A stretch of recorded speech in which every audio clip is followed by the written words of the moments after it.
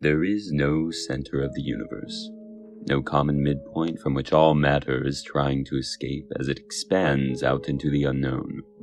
I know this, you know this, and the educated citizens of Gorp all know this to be true.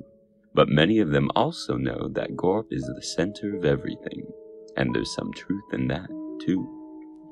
For billions of years, Gorp was an unremarkable planet, nestled in a dense part of an unremarkable galaxy. Anyone looking from afar for something to catch their fancy would have skipped over Gorp completely. And perhaps it was because no one was watching that, in a blink of a cosmic eye, Gorp built itself an empire.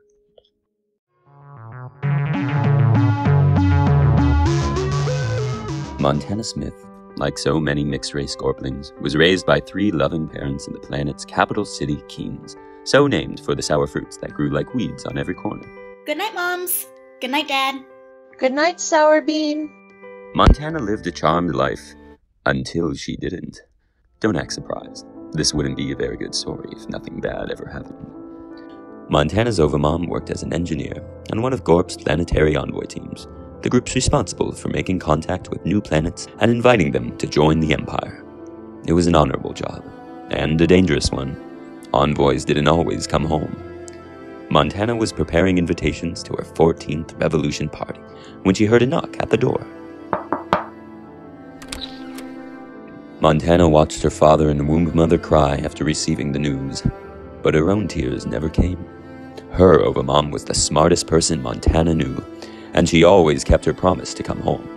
Montana believed her mom was still out there, so she dedicated her life to becoming an envoy and bring her mother home. Listen up, everyone. There are 2 dominant species on this planet. Our surveillance indicates that some of them have learned to coexist, but most live their entire lives without interacting with someone from the other side.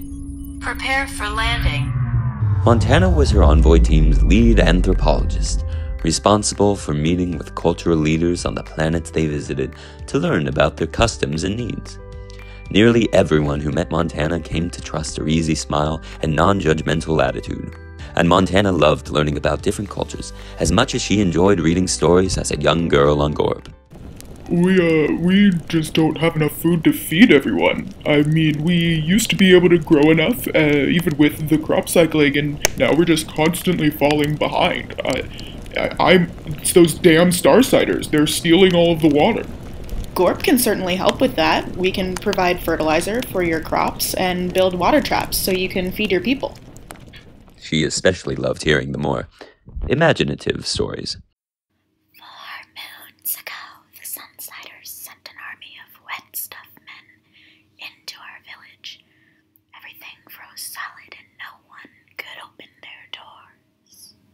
Are military battles common on this planet? You can't fight the wet stuff men. They come from the sky and have no solid form. We have no idea what kind of deal the Sunsiders made with them to torment us so.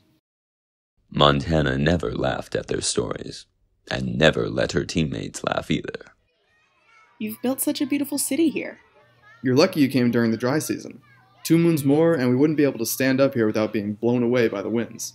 But you'd get to see how we handle the flooding. Do you blame the Sunsiders for the wet stuff men? Wet stuff men are just silly Starsider superstition. But you are part Starsider, aren't you? On Madame's side, yes. But ideas get mixed and distorted all the time here in the Dusk Zone. Montana spent a whole moon, about 20 Gorp rotations, on that planet. She watched a beauty pageant on the dark side of the planet, where the crown, unsurprisingly, went to the contestant with the largest fat sacks and the most beautiful voice. She met the doctors who specialized in cosmetic surgery to correct the genetic mutations common amongst the Sunsiders. She walked through art galleries in the Twilight Zone, where Sunsiders and Starsiders worked together to create elaborate light-bending installations. Montana knew her job was to learn just enough to figure out what value this planet could add to Gorp's empire. But she could never resist getting a better feel for the world. Montana was just the first wave sent to charm her host. The real work would be done after she left, by people who might spend the rest of their lives negotiating treaties and setting up fast transport and communication links. It didn't really bother her that she would have to move on. The more planets she visited, the more stories she heard, and the more likely she was to find her missing mom.